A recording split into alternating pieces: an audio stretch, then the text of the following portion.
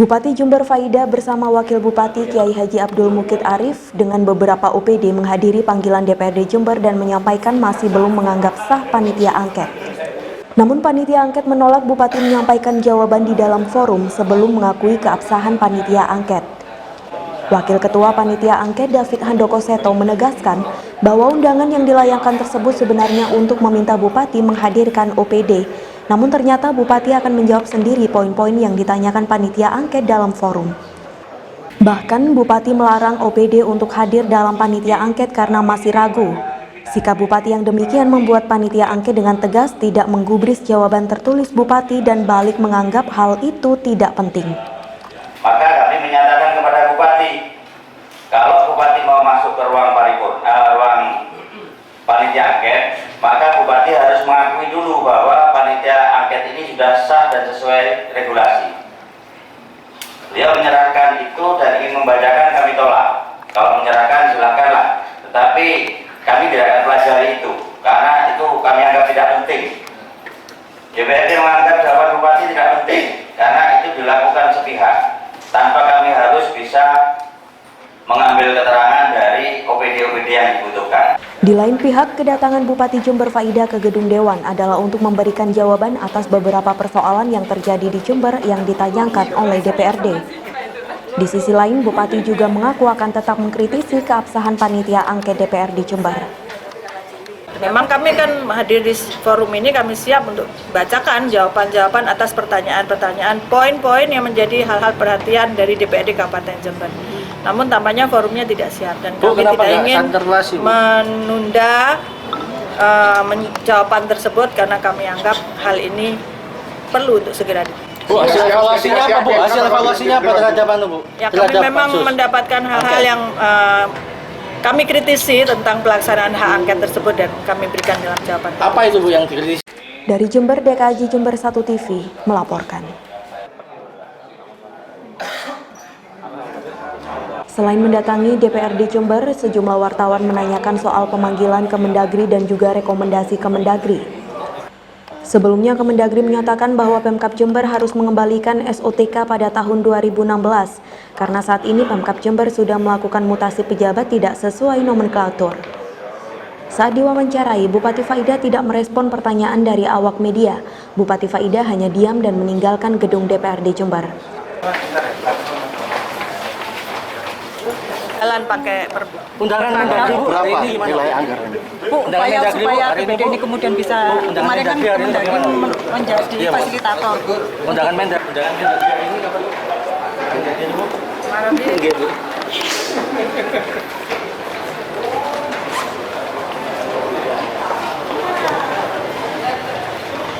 Menanggapi hal tersebut, Wakil Ketua DPRD Jember Ahmad Halim mengatakan bahwa sebenarnya saat ini Kemendagri tengah mengundang Bupati, namun Bupati malah datang ke DPRD.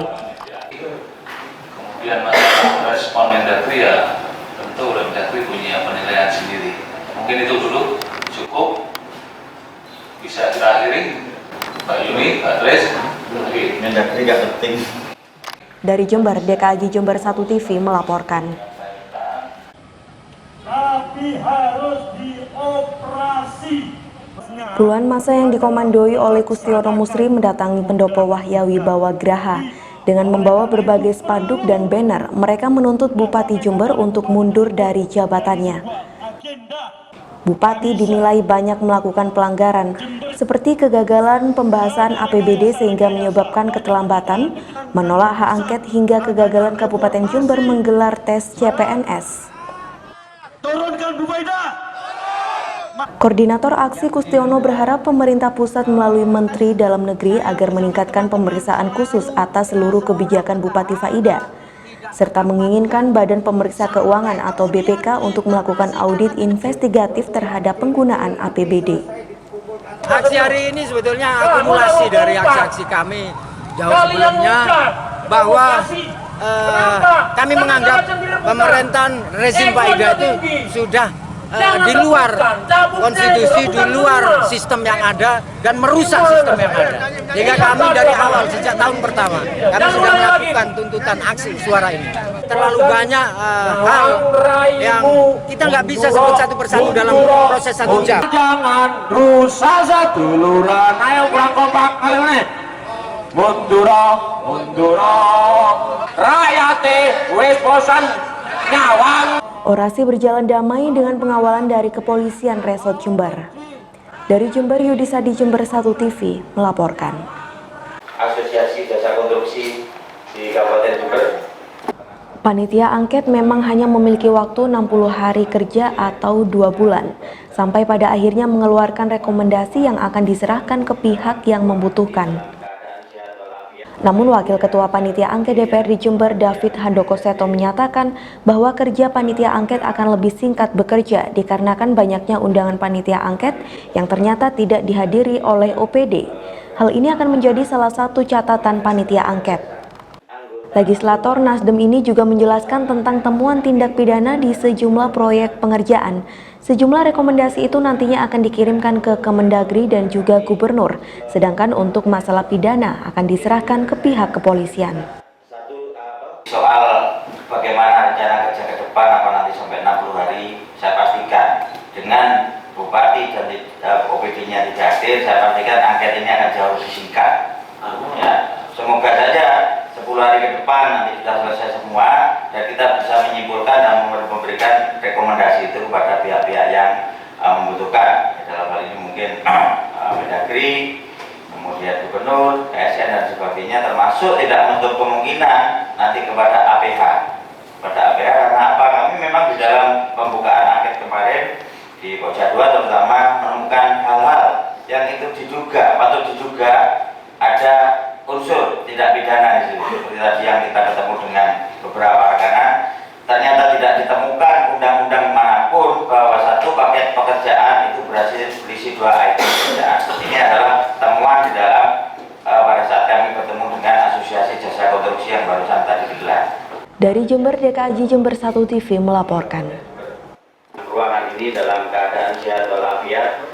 Dalam rapat dengar pendapat Panitia Angket DPRD Jember Pokja 2, salah satu rekanan dari Gabungan Pelaksana Konstruksi Nasional Indonesia atau Gapensi, Dedi, menyampaikan bahwa sistem lelang sebenarnya masih cukup bagus. Namun untuk PL atau proyek penunjukan langsung menurutnya sama sekali tidak adil. Ia menyesalkan banyak sekali kontraktor Jember di tahun 2019 yang tidak mendapatkan pekerjaan di Jember. Di sisi lain justru CV dari luar Jember yang mendapatkan banyak proyek. Harap saja harapan ke depan itu mungkin kalau untuk proses polisi kepelalangan mungkin cukup ya, cuma yang ditunjukkan saja. Harapan kami bisa untuk mengakomodir teman-teman yang biasa ada di penunjukan, karena posisi daripada rekanan di Jember ini ada beberapa macam dan kelompok ya. Ada yang mampu di pemilihan saja menunjukkan, tapi ada yang mampu di pelalangan. Mungkin itu yang bisa kami sampaikan, Pak. Terima kasih. Dari Jember, DKJ Jember 1 TV melaporkan.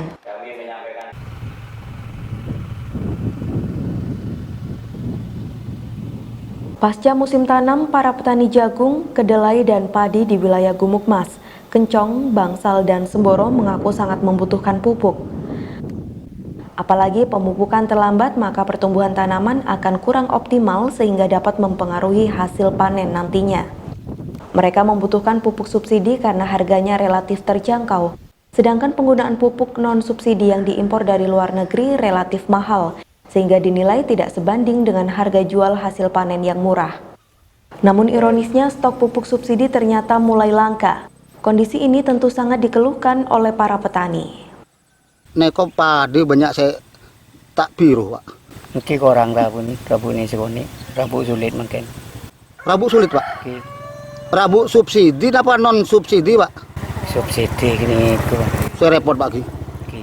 Neko biasain padi neko rabu apa, Pak? Uria, sobung ramang kenjian dua alen ini, munda dan saben posang pun nyari. Abit pun, Pak, neko. Abit pun. Kira rabu saya kira lancar nggak bilen. Repot kamu, Pak? Repot makan. Makan, Pak.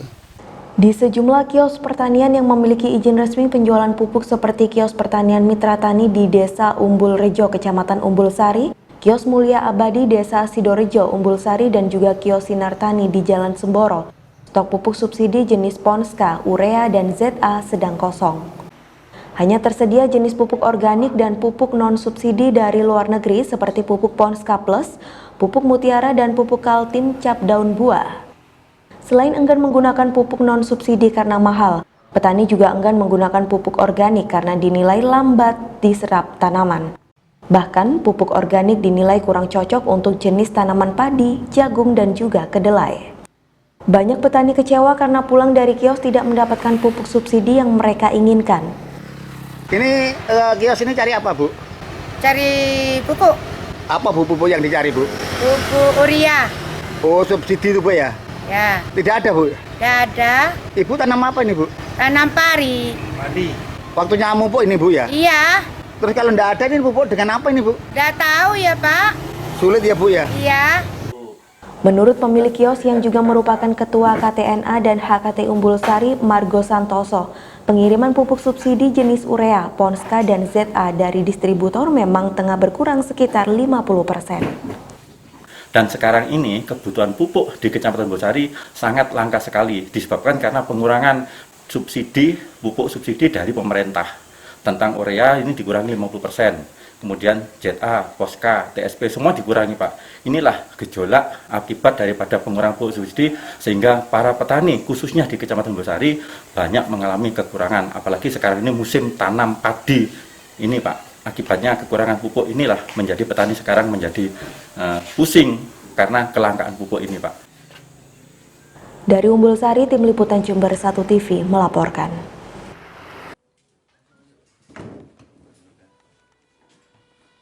Usai menjalani pemeriksaan selama 5 jam di Kejaksaan Negeri Jember, Anas Makruf, mantan Kadis Perindak Jember yang kini menjabat sebagai Kepala Dinas Pariwisata Kabupaten Jember, ditetapkan sebagai tersangka kasus penyelewengan dana mega proyek Pasar Manggisan tahun anggaran 2018.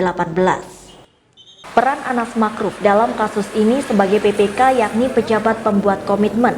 Menurut Kasipitsus Kejari Jember Setio Adi Wicaksono, penahanan dan penetapan tersangka pada Anas Makruf sudah sesuai dengan prosedur yang berlaku dan telah memenuhi 2 alat bukti dalam pemeriksaan, di mana Anas diduga melakukan penyelewengan proyek Pasar Manggisan yang kini mangkrak pengerjaannya. Kerugian negara dalam kasus ini diperkirakan mencapai 685 juta rupiah. Dengan sesuai dengan prosedur yang berlaku dan SOP yang kita miliki, kita panggil ini tersangka AM tadi sudah diperiksa dari tadi pagi, sejak tadi pagi sekitar 5 jam kita ini kan asalnya kami tetapkan sebagai tersangka karena sudah ada dari tim penyidik juga sudah berkesimpulan bahwa sudah ada 2 alat bukti, minimal 2 alat bukti yang cukup menurut kami tim penyidik. Nah, selanjutnya yang seperti teman-teman saudara lihat barusan, kita melakukan penahanan. Nah, selanjutnya akan ditahan di Lapas Jember. Peran dari perannya sebagai PPK, gitu.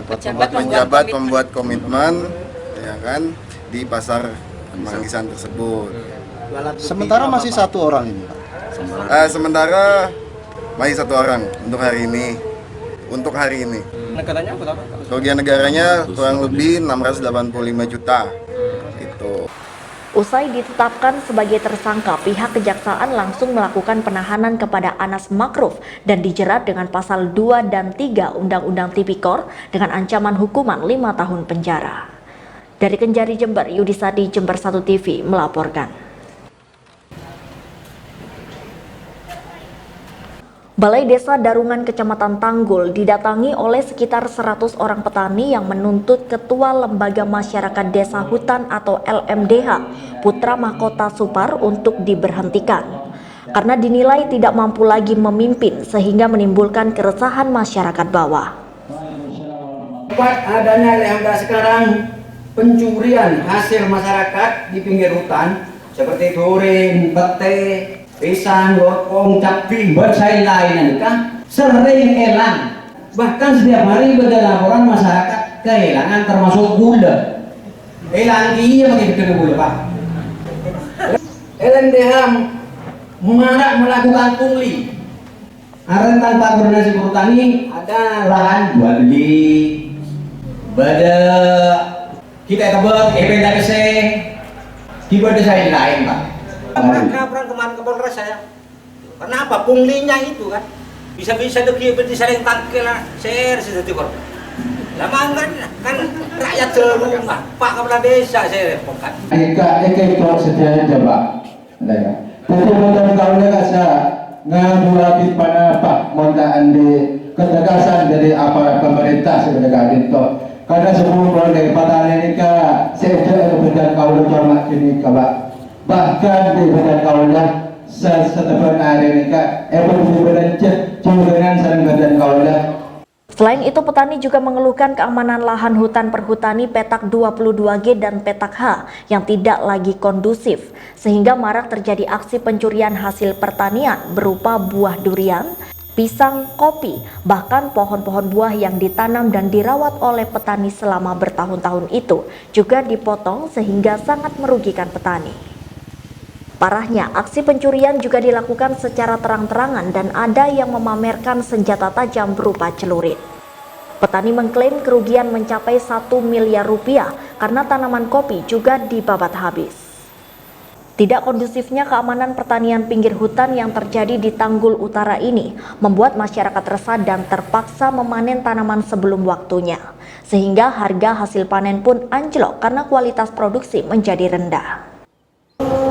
Banyak kemalingan kopi, pisang, lorkong, joy, bonsai lainnya Pak. Ya warga minta pergantian pimpinan karena pimpinan ini tidak pernah sosialisasi ke masyarakat bahwa termasuk saya Pak.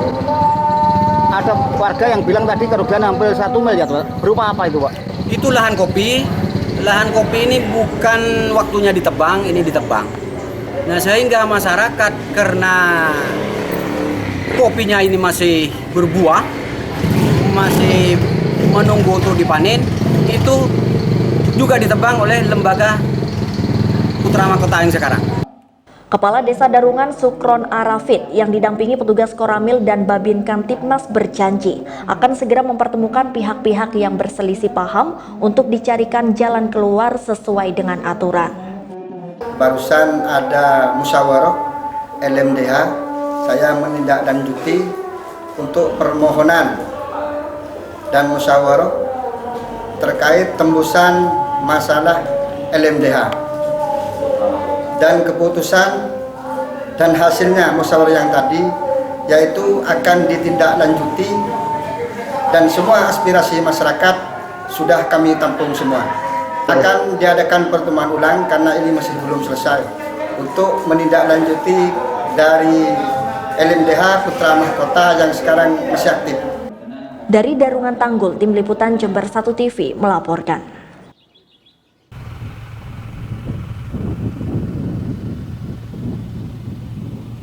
Kondisi cuaca saat ini memang sedang tidak menentu.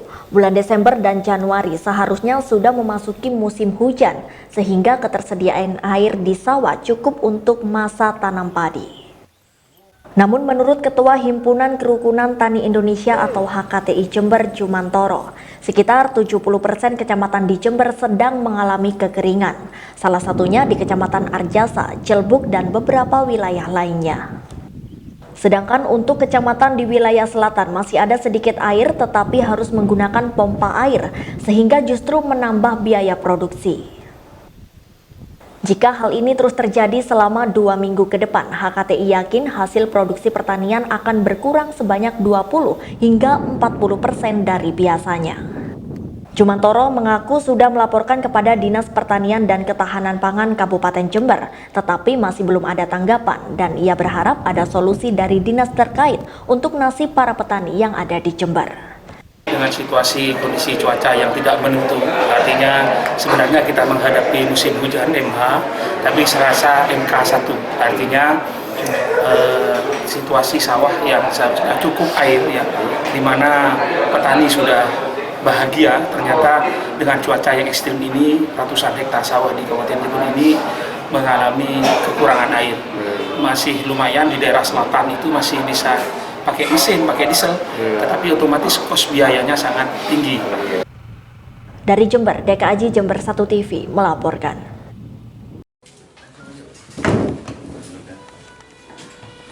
Berselang 1 hari setelah ditetapkannya Anas Makruf, mantan Kepala Dinas Perdagangan dan Perindustrian Jember, sebagai tersangka kasus korupsi revitalisasi Pasar Manggisan, Kejaksaan Negeri Jember kembali menetapkan 1 tersangka baru dengan inisial F, warga Kecamatan Jenggawa. F ditetapkan sebagai tersangka karena terbukti melakukan pelanggaran terkait revitalisasi Pasar Manggisan dan juga berdasarkan 2 alat bukti, seperti keterangan saksi dan surat tentang revitalisasi Pasar Manggisan. Dalam kasus ini, tersangka F berperan sebagai konsultan perencana di Pasar Manggisan.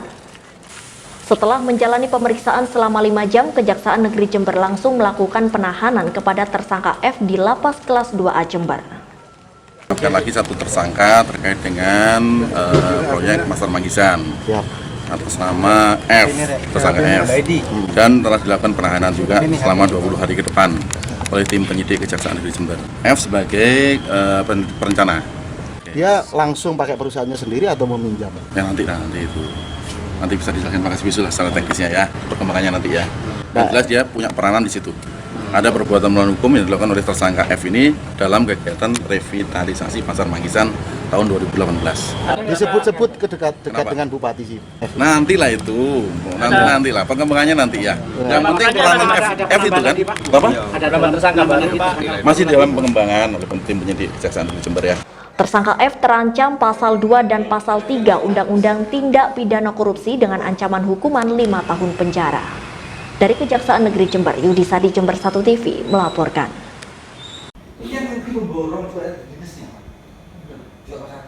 Dalam rapat sidang Pokja 2, panitia angket dengan beberapa rekanan, terdapat temuan baru yaitu persoalan proyek, di mana dalam satu proyek ternyata ada 2 pengerjaan, seperti pengerjaan konstruksi yang ternyata disertai dengan pengadaan barang-barang inventaris berupa mebel. Hal ini dinilai menyalahi regulasi. Wakil Ketua Panitia Angket David Handoko Seto mengatakan temuan ini rencananya akan dilaporkan ke pihak kepolisian, karena jika ada unsur pidana bukan lagi ranah panitia angket, melainkan sudah ranah aparat penegak hukum.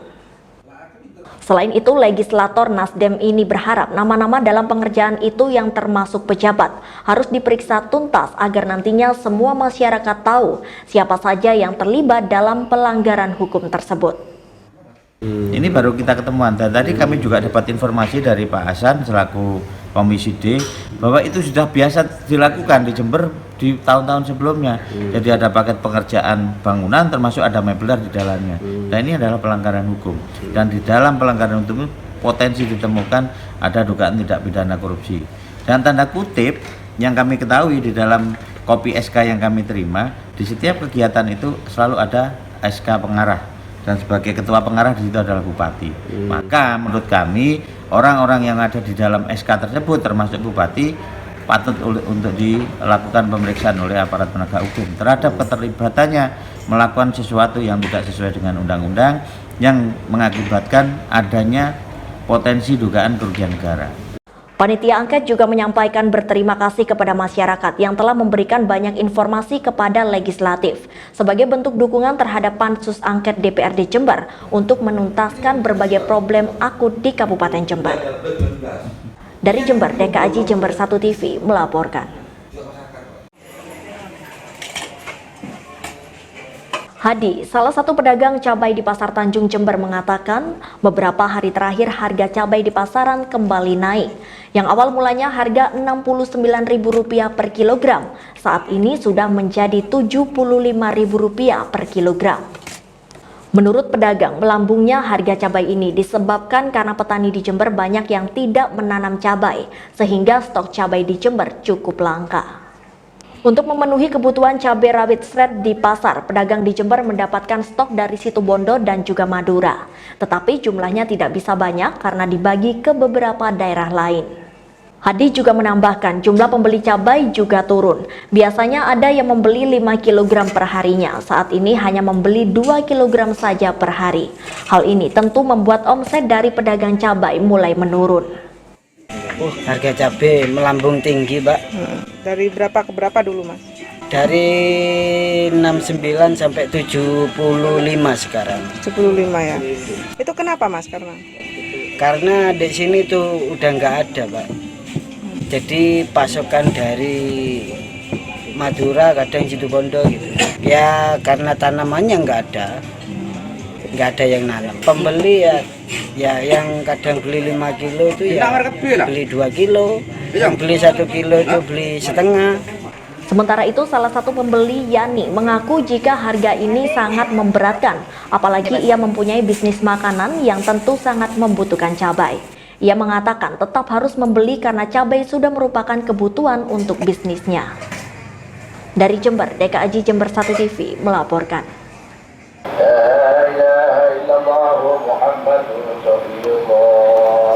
Puluhan masa ini membaca sholawat dan doa bersama di depan Pendopo Wahyawi Bawagraha Jember. Mereka juga membawa spanduk yang bertuliskan Bupati tidak becus, bahkan menilai Kabupaten Jember mirip seperti kerajaan. Hal itu dilakukan sebagai bentuk protes terhadap kebijakan Bupati Faidah yang dinilai tidak sesuai aturan. Dalam orasinya, Koordinator Aksi Kustiono mengatakan bahwa Bupati Faidah sudah banyak melakukan kesalahan, seperti melanggar nomenklatur mutasi pejabat, molornya pembahasan APBD, tidak mendapat kuota CPNS dan tidak menghiraukan surat dari Kemendagri. Bahkan Kustiono menilai Jember saat ini tidak lagi dipimpin oleh seorang bupati, melainkan seorang ratu yang otoriter. Karena pimpinan Pemkab Jember sudah berani tidak mentaati undang-undang sebagaimana mestinya. Tidak ubahnya Bupati Faidah menjalankan pemerintahnya seperti kerajaan. Jadi dari sisi ilmu manapun kita lihat, ternyata dia melakukan konstitusi. Yang terakhir yang kita sama-sama press ya, bahwa Faidah masih mengkaji persoalan semua rakyat jangan mau ditipu oleh ranahnya siapa? Itu satu. Kemudian membuat embarkasi haji, itu kewenangannya Kemenag. Kewenangan Menteri Agama yang terakhir surat Mendagri menyatakan dalam surat formalnya Bupati menyatakan kalau kami menjalankan perintah Mendagri maka itu sama dengan menyalahi peraturan Menteri Dalam Negeri. Dianggap Mendagri, stafnya Mendagri goblok, Bapak. Ini nggak habis pikir gitu. Ini model apa kecuali yang hampir mirip itu ya kerajaan. Meskipun seolah-olah konstitusional.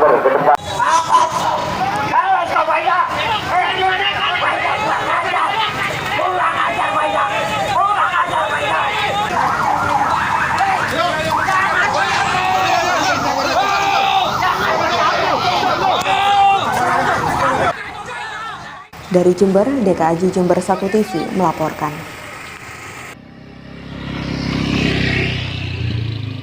Kondisi jalan di Dusun Kerajaan 2, Desa Kasihan Timur, Kecamatan Puger, sepanjang 4 km mengalami kerusakan yang cukup parah. Jalan penghubung Desa Kasihan Timur dengan Desa Bagon ini belum pernah mendapatkan perbaikan sejak dibangun pada tahun 1997 silam. Hal tersebut diperparah dengan minimnya lampu PJU yang membuat seringnya terjadi kecelakaan saat malam hari. Melihat kondisi tersebut, warga setempat berharap kepada pemerintah melalui dinas terkait untuk segera melakukan perbaikan, karena jalan ini merupakan akses perputaran perekonomian dan pendidikan warga setempat. Sebetulnya Jalan Bagon ini dibangun pada 1997 ya. Jadi bukan baru tapi sudah lama. Makanya harapan saya kepada pemerintah daerah Kabupaten Jember berharaplah sentuhannya untuk mempermudah akses lalu lintas Jalan Bagon ini sendiri. Karena apa? Dari Jalan Bagon ini mengakseskan kurang lebih 4 desa, Mas. Jambiarum, Bagon, Wringin Telu, Kerang Duren, dan Desa Kasihan Timur sendiri. Karena jalan ini sangat strategis, Jalan Bagon. Kenapa? Tadi, jadi bentuk pergerakan dari ekonomi masyarakat Bagon dan Kasihan Timur, ya ini memang akses. Jadi semacam jalan yang sangat dibutuhkan dengan kelancarannya oleh masyarakat. Dari Puger, Bambang Sugiarto, Jember 1 TV melaporkan.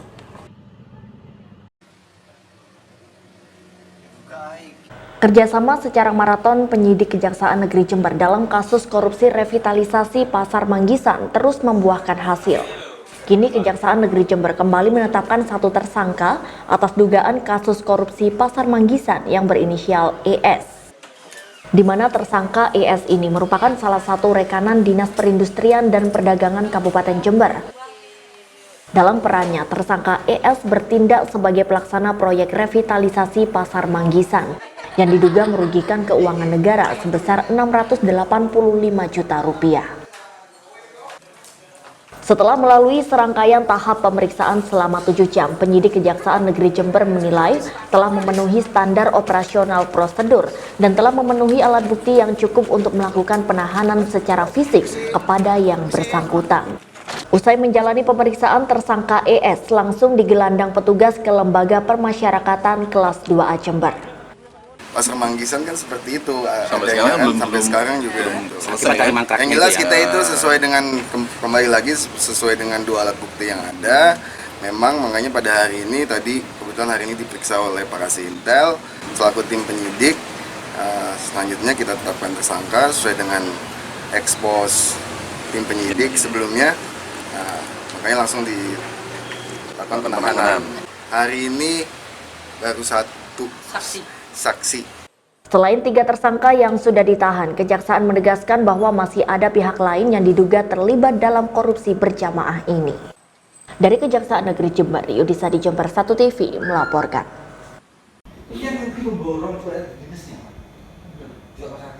Dalam rapat dengar pendapat bersama panitia angket Pokja 2, salah satu pemborong Hendy mengaku heran masih ada rekanan yang mau menerima proyek dengan batas waktu hanya dalam 60 hingga 70 hari saja.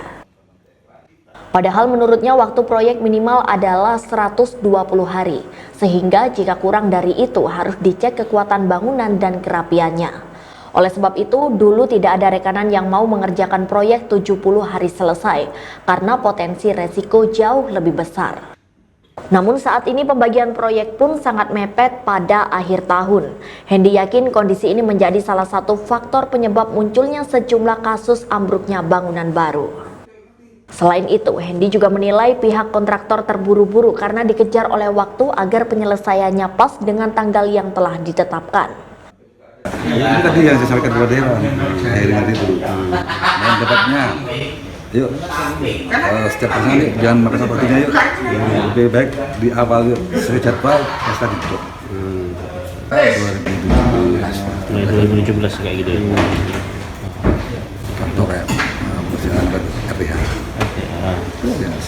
Ya, apa RPH? RPH. Itu yang apa itu? Jadi Gajah Mada itu ya?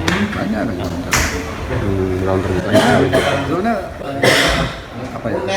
Secara teknis mau, tapi kan kalau masih singkat kan kualitas ya, kualitas. Kualitas kurang nanti ada perusahaan kena. Dari Jember, DKJ Jember 1 TV melaporkan.